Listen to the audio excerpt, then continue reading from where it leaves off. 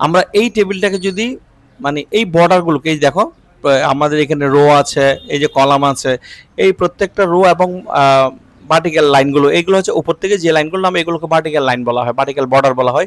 এগুলো vertical border, এগুলো vertical border. তাহলে তিনটা ভার্টিক্যাল বর্ডার আছে, এভাবে আরও ভার্টিক্যাল বর্ডার আছে। তাহলে এগুলো সবগুলো হচ্ছে রো, এগুলোকে হরিজন্টাল লাইন বলা হয়। কি বলা হয়? Horizontal line. ঠিক আছে, এগুলো সবগুলো হরিজন্টাল লাইন। এই যে এগুলো হরিজন্টাল লাইন, এগুলো হরিজন্টাল লাইন, এগুলো হরিজন্টাল লাইন, এগুলো হরিজন্টাল লাইন, এগুলো ভার্টিক্যাল লাইন, এগুলো ভার্টিক্যাল লাইন বা ভার্টিক্যাল বর্ডার।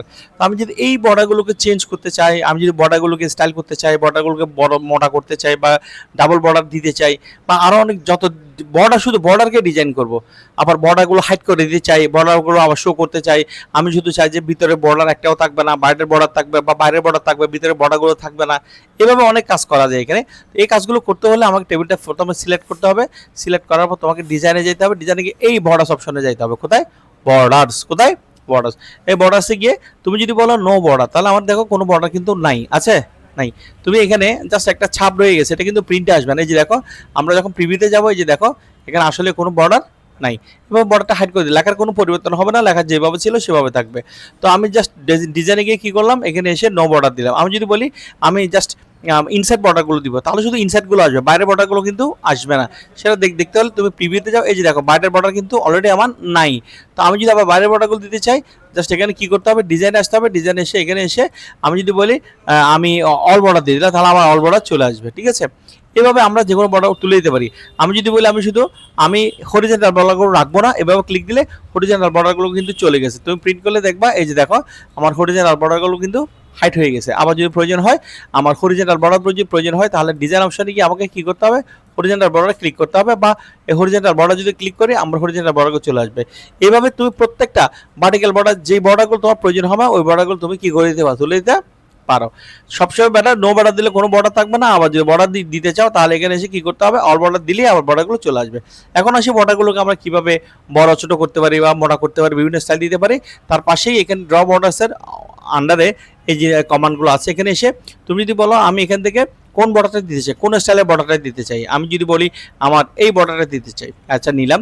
এখন এই বর্ডারটা কি আমার জন্য ঠিক আছে কিনা, এখন বর্তমানে এটা 3 ফিটে আছে। তো আমি যদি বলি আমি একটু ছোটো করে রাখতে চাই, তাহলে আমি 2.5 ফিট দিলাম, তাহলে আমার বর্ডারটা 2.5 ফিট হবে। এবং কালার হিসেবে কাকে চয়েস করলাম, এখানে ডার্ক রেড হিসেবে এটাকে সিলেক্ট করলাম। এখন তুমি এই যে নিয়েছো এবং সাইজ করেছো এবং কালার দিয়েছো, এগুলো কার উপর অ্যাপ্লাই করতে চাও? তুমি কি পুরো টেবিলের উপর অ্যাপ্লাই করতে চাও, না শুধু আউটসাইড বর্ডার অ্যাপ্লাই করতে চাও, নাকি ভিতরে এগুলা ইনসাইড এবং হরিজন্টাল বর্ডারগুলো অ্যাপ্লাই করতে চাও? তো যেটা করবো সেটা এখানে আসবে। কোথায়? সেখানটা টিকটাক করে এই জায়গায় এসে কী করে নিতে হবে, যদি বলো আউটসাইড, তাহলে আমার আউটসাইড হয়ে যাবে। ঠিক আছে, যদি আমি ভিতরগুলো চেঞ্জ করব, তাহলে আমি এখানে এসে এবার কী করবো, আমি ডাবল বর্ডার দিব। এখান থেকে আমরা কী করবো, তুমি যে সাইজ করতে চাও 3/4 করতে চাইলে করো, এবং সবুজ দিলে সবুজ হয়ে যাও। এবং এটা কার উপর অ্যাপ্লাই করতে চাও, আমি চাই যে এখানে কার উপর অ্যাপ্লাই করবো, আমি চাচ্ছি যে এখানে এসে আমি এখানে এসে ইনসাইড বর্ডারগুলো করতে চাই, তাহলে আমার ইনসাইড বর্ডার হয়ে যাবে। এই যে দেখো, এখন প্রিন্ট করলে খুব সুন্দরভাবে তোমার এই বর্ডারগুলো কী করবে, এখানে শো করবে। ঠিক আছে, বুঝতে পারছো? অর্থাৎ কোনো বর্ডারকে এভাবে হাইড করতে চাইলে আমরা জাস্ট ডিজাইনে যাব, ডিজাইনে গিয়ে আমরা হাইড না, অর্থাৎ স্টাইল করতে চাইলে এখান থেকে যে স্টাইলই করতে চাও, তুমি যদি মনে করো আমি না সিঙ্গেল করবো, সিঙ্গেল বর্ডার করবো, সিঙ্গেল বর্ডারের মধ্যে একটু মোটা বড় করবো, 4.5 ফিট করবো এবং প্যান্ট কালার হিসেবে রেড করে দিব, তাহলে কার উপর অ্যাপ্লাই করবো, আমি যদি বলি জাস্ট মানে অল বর্ডার সবগুলোর উপর কিন্তু হয়ে যাবে, প্রত্যেকটা বর্ডার উপর হয়ে যাবে। যদি আউটসাইড শুধু আউটসাইডে হবে, ভিতরে গেলে শুধু ভিতরের বর্ডারগুলো হবে, যদি হরিজন্টাল লাইন দিয়ে শুধু হরিজন্টাল লাইনগুলোই হবে, আর যদি ভার্টিক্যাল বর্ডার দিয়ে শুধু ভার্টিক্যাল, যদি উপর থেকে নিচে নামছে এই বর্ডারগুলো হবে, এই বর্ডারগুলো। তো আমি যদি বলি অল, তাহলে আমার কিন্তু অল হয়ে যাবে। ওকে, আর যদি প্রয়োজন না হয় তাহলে আমি নর্মাল করে দাও। এখানে এসে সিঙ্গেল বর্ডার নিবা, এখান থেকে এসে 1/4 ফিট নিবা, প্যান কালার থেকে অটোমেটিক দিবা, দেওয়ার পর এখানে কি করে দিবা, এই বর্ডার এসে কি করে দিবে, এখানে এসে অল বর্ডার দেওয়া মাত্র এটা কি হয়ে যাবে, আগের মতো পারফেক্ট কাজটা হয়ে যাবে।